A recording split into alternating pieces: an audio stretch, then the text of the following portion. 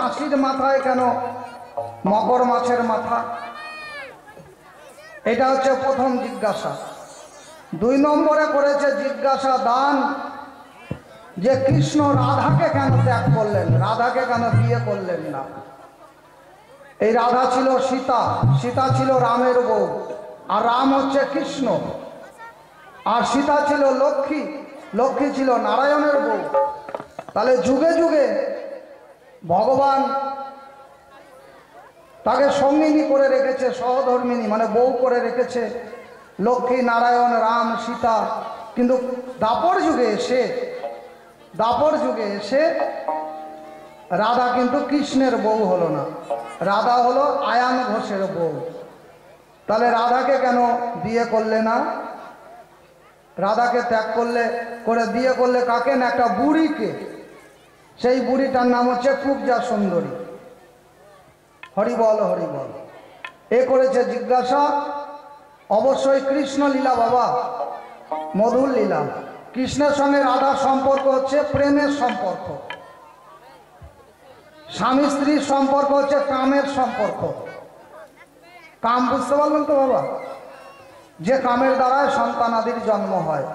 কাম মানে দেহের যে ইন্দ্রিয়ের সুখ, এই দেহের ইন্দ্রিয়ের সুখকে বলা হয় কাম। দেহের ইন্দ্রিয় সুখ প্রীতিবাঞ্ছা হচ্ছে কাম, আর কৃষ্ণ সুখ প্রীতিবাঞ্ছা হচ্ছে প্রেম। তাই রাধা আর কৃষ্ণের হচ্ছে প্রেমের সম্পর্ক। আমরা প্রেম করি, আমরা কিন্তু প্রেম করি। কতদিন প্রেম করি না? বলে আমরা প্রেম করে বিয়ে করেছি, তাই কি না? মানে যখন বিয়ে করেছে তার আগে প্রেম করেছে, বিয়ের পরে আর প্রেম করে না। কিন্তু তাহলে বিয়ের পরে আর প্রেম করে না, প্রেম করে বিয়ের আগে। কারণ বিয়ের আগে মনের মধ্যে কোনো কাম কামনা থাকে না। বিয়ের আগে কি থাকে না? প্রেমিকাকে দেখার নেশা থাকে, তার সঙ্গে একটু কথা বলার নেশা থাকে, তাকে না দেখলে ভালো লাগে না, এই সব।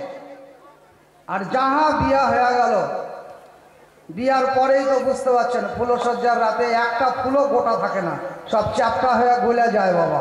হরিবল হরিবল। তাহলে বিষয়টা কোন জায়গায় না? বিয়ে হয়ে গেলেই শুরু হয়ে গেল কাম, আর বিয়ের আগে থাকে হচ্ছে প্রেম। কথায় বলে না, যার সাথে যার ভাব তার পিছন দেখলেও লাভ। মানে একটু দেখতে পেলেই মন খুশ। হরিবল হরিবল। আর বিয়ের পরে সারাদিন দেখলেও কিছু হবে না, কখন রাত লাগবে, এটা হচ্ছে মূল বিষয়। তাহলে কাম আর প্রেম বুঝাতে পারলাম। ভগবানকে কৃষ্ণ সুখ প্রীতি বাঞ্ছা হচ্ছে প্রেম। সেখানে কাম, কামনা, লোভ, লালসা, আশা, আকাঙ্ক্ষা কিচ্ছু খাওয়া থাকে না। যেমন কালকে একটা প্রশ্ন রেখেছিলাম যে ঠাকুরের জন্য আমরা সব করেছি, ঘর বাড়ি বানিয়েছি, থালা বাসন দিয়েছি, কিন্তু ঠাকুরকে খাইতে দিই কিন্তু পায়খানা বানায়নি। কেন? ঠাকুর কি হাগে না? খাইলে তো হাঁকবে। উত্তরটা দিন আজকে দিয়ে দিচ্ছি। কারণ ঠাকুরের সঙ্গে আমাদের প্রেম হয়নি, এই জন্যই ঠাকুর আমাদের খায় না। তো যদি না খায় তাহলে হাঁকবে কেন? তাই কি না? কি করে খাবে ঠাকুর? কারণ আপনার বাড়িতে কি কি আছে? মা মনসার ছবি আছে, মা লক্ষ্মীর ছবি আছে, নারায়ণের ছবি আছে, কৃষ্ণের ছবি আছে, সরস্বতীর ছবি আছে। এই দেখা গেল আপনার সিংহাসনে 8টা 10টা 12টা 15টা ঠাকুর আপনি সিংহাসনে সাজিয়ে রেখেছেন। আর সবার জন্য থালা কিনেছেন, এতটুকু থালা বাবা, এই টুকটুক থালা। আপনার খাওয়ার জন্য এত বড় থালা, গোটা পাতা কিনে এনে গোটা আগালিটা আপনি একাই কাটিয়েছেন এতটুকু খাবেন বলে। আর ঠাকুরের জন্য থালা এইটুকু। আর গ্লাসগুলো তো বাবা এতটুকু গ্লাস বলেন। আর 10 টাকার নকুলদানা কিনে এনে সবটি থালাতে একটা করে দিবে। নকুলদানা মানে বুঝতে পারলেন, যে ছোট ছোট নকুলদানাগুলো, নাহলে খুব জোর একটা বাতাসা বা একটা নকুলদানা দিবে। সবটিতে একটা করে দিল 10 টাকার নকুলদানা, 1 মাস চলবে। বলেন একটা নকুলদানা আর 1 গ্লাস ওই ছোট্ট জল খেয়ে ঠাকুরের হাগাবার হবে? আর তারপরে ফের কি, ঠাকুরকে একটা নকুলদানা দিয়েই ঠাকুরকে প্রণাম করছে। ঠাকুর আমার ছেলের চাকরিটা যেন হয়ে যায়, ঠাকুর আমার মেয়ের বিয়াটা যেন হয়ে যায়, ঠাকুর ঘরটা দিয়েছে, ঠাকুর প্লাস্টার করতে পারছি না, দোতলা সিঁড়িটা করতে পারছি না, একটু দেখিও, ঠাকুর একটু সোনা দানা গালা বাড়িয়ে দিও, সামনেবার আরো বড় করে মূর্তি তুলে পূজা দিব। একটা মাত্র নকুল দানা দিয়া ছেলে চাকরি, বেটির বিয়া, বাড়ি করে দাও, গাড়ি করে দাও, জমিতে ফসল ফলিয়ে দাও, আর দিয়েছেন মাত্র একটা নকুল দানা। ঠাকুর চিন্তা করছে তোর একটা নকুল দানা আমি খাবো না, তোর বেটির বিয়া দেওয়ার দায়িত্ব আমার না। ফালতু একটা নকুল দানা খেয়ে কেন তোর এতটি ঝামেলা আমি পোয়াতে যাবো, নাকি বলেন দাদা? হরি বল, হরি বল। এই জন্য ঠাকুর খায় না। ঠাকুর যেটা খায় সেটা আমরা দিতে পারি না। ঠাকুর যেটা চায় সেটা হচ্ছে অন্তরের প্রেম ও ভক্তি, আর মন তুলসী নয়নের জল। ঠাকুরকে মন তুলসী অর্পণ করে নয়ন জলে একটু ডাকতে হবে, ঠাকুর এইটুকুই চায়।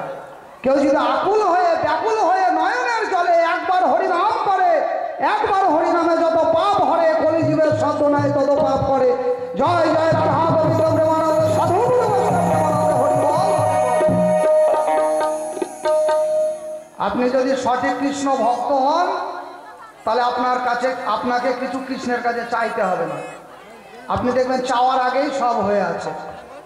আপনি যদি সঠিক কৃষ্ণ ভক্ত হন ঠাকুরের কাছে কিছুই চাইতে হবে না, খালি ভক্তি শ্রদ্ধা করে প্রণাম করুন, সেবা দেন, দেখবেন আপনার যা প্রয়োজন ঠাকুর আপনাকে আগেই জোগাড় করে রেখেছে বাবা, বুঝতে বললেন?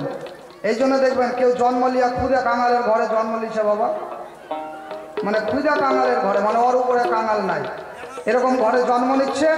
আবার কেউ জন্ম নিচ্ছে রাষ্ট্রপতির ঘরে, প্রধানমন্ত্রীর ঘরে, পুঁজিপতির ঘরে, টাটা বিল্লার মতো বড় লোকের ঘরে জন্ম নিচ্ছে। একই নার্সিংহোমে, একই হাসপাতালে একই টাইমে জন্ম নিল একটা ফকিরের বেটা আর একটা রাজার বেটা। কেন? এই যে না চাইতে পাওয়া যায় যদি ভক্তি থাকে। জয় গুরু জয়। তাহলে কি বলি আপনাদের ঠাই? তাই রাধার কৃষ্ণের সম্পর্কটা হচ্ছে প্রেমের সম্পর্ক। কৃষ্ণ সুখেই সুখী, কৃষ্ণ দুঃখেই দুঃখী। রাধার কৃষ্ণ আলাদা কিছু নয়, রাধা হচ্ছে কৃষ্ণের অঙ্গের আধা। রাধা কোনো নারী নয়। সকল দেবীকে মা বলে, রাধাকে মা বলে না, কারণ রাধার ছেলে পেলে হয়নি। রাধা কোনো নারী নয়, রাধা হচ্ছে কৃষ্ণের অঙ্গের আধা, এ হচ্ছে রাধা। এই জন্য রাধাকে কেউ মা বলে না। কিন্তু রাধার সঙ্গে মায়ের সম্পর্ক না। রাধার সঙ্গে কিসের সম্পর্ক না? রাধার সঙ্গে হচ্ছে বন্ধুত্বের সম্পর্ক। হরিবল, হরিবল। কোন বন্ধু?